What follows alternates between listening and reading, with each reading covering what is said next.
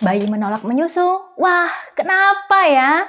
Nah, ini perlu aku jelaskan bagaimana bayi bisa menolak menyusu. Karena sejatinya bayi itu sangat memerlukan ASI, karena ASI adalah makanan utama untuk bayi. Nah, pada saat bayi ini menolak menyusu, tentunya ibu harus mencari tahu penyebabnya kenapa bayi ibu ini menolak menyusu. Oke, untuk informasi berikutnya, jangan lupa subscribe YouTube channel Bidan Dian Pramasari.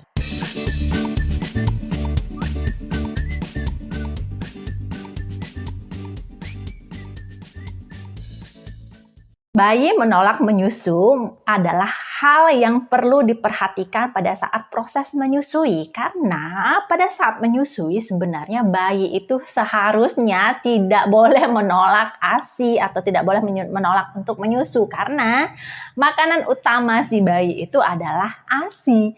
Nah, apabila si bayi ibu tiba-tiba menolak menyusui, harus ibu cek dan recheck kenapa dan apa sebabnya si bayi ibu ini menolak menyusu. Nah, yang perlu ibu cek pertama adalah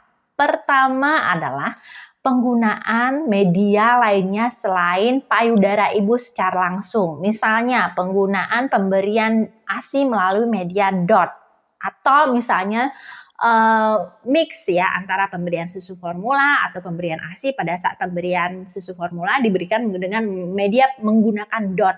Nah, ini perlu dievaluasi karena DOT adalah satu sarana yang sumber penyebab terjadinya bayi menolak untuk menyusui secara langsung pada payudara ibu. Nah, kemudian pada saat selain media DOT, ibu perlu kaji penggunaan media lainnya seperti empeng. Empeng ini tidak disarankan untuk diberikan kepada bayi karena dapat mengganggu proses pola menyusui si bayi. Dengan demikian, hal yang pertama perlu ibu cek adalah penggunaan media botol DOT, kemudian empeng. Stop pemberian ini untuk menghindari bayi menolak menyusu. Nah, yang kedua ibu lakukan adalah ibu harus tetap memberikan ASI. Ibu harus melakukan menyusui secara langsung. Bagaimanapun caranya, bagaimanapun upayanya, ibu harus optimis bisa memberikan ASI secara langsung dan tetap menawarkan payudara ASI secara langsung kepada bayi pada saat kondisi bayi yang sedang lapar.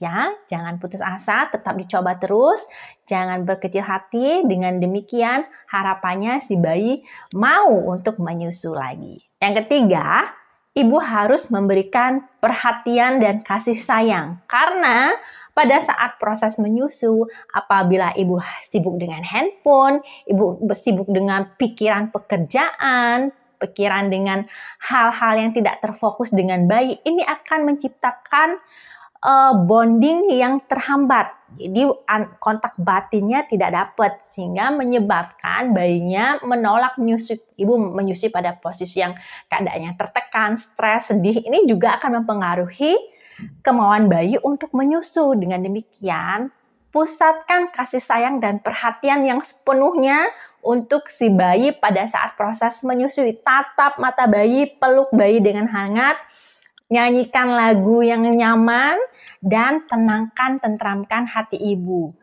Menyusui dengan penuh sukacita, karena dengan sukacita hormon-hormon menyusui akan membuncah diproduksi oleh tubuh kita sehingga si bayi nyaman dan terpenuhi kebutuhan nutrisinya pada saat menyusui. Yang keempat, ibu harus memastikan bahwa bayi sampai benar-benar menyusui dengan penuh optimal sampai kedua payudaranya terasa kosong pada saat menyusui.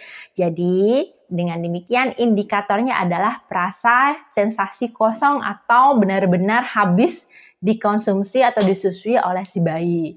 Namun ibu harus memperhatikan juga kalau misalnya hal tersebut tidak bisa dilakukan secara optimal, ibu juga harus mengkaji ulang. Kalau bayinya menolak menyusui, ibu juga harus mengkaji ulang kebutuhan nutrisinya akan ASI sudah tercukupi belum. Kalau misalnya ada tanda-tanda lemas, letargi, kemudian urinnya pekat, Nah, ini berarti ibu harus segera membawa bayi ibu ke tenaga kesehatan untuk mendapatkan terapi dan treatment yang tepat karena bayi menolak untuk menyusui. Oke, saya Dian Pramasari, tetap semangat ibu-ibu yang sedang menyusui untuk Indonesia yang lebih cerdas, Indonesia generasi emas.